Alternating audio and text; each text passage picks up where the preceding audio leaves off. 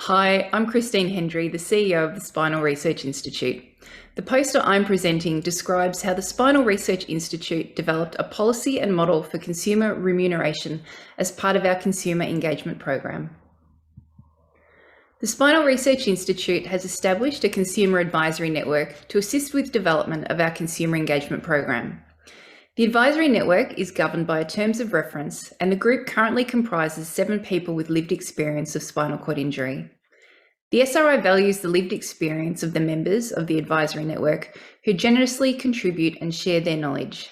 As such, we've chosen to acknowledge and support the skills and expertise they bring to the SRI by developing a policy and model for consumer remuneration.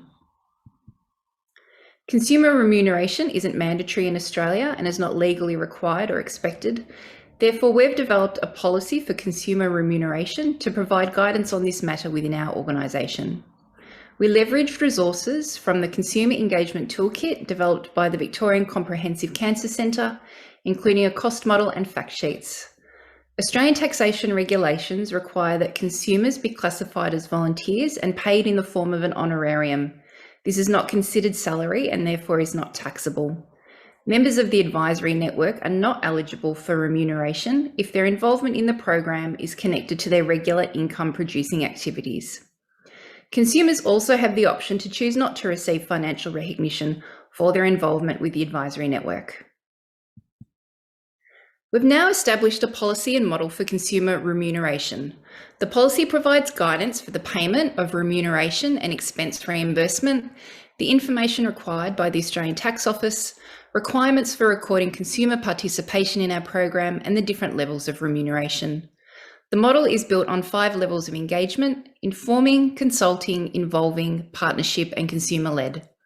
Remuneration depends on the level of engagement and associated activities, and there's a defined cost schedule for each level. Our consumer advisory network activities are classed as partnership level.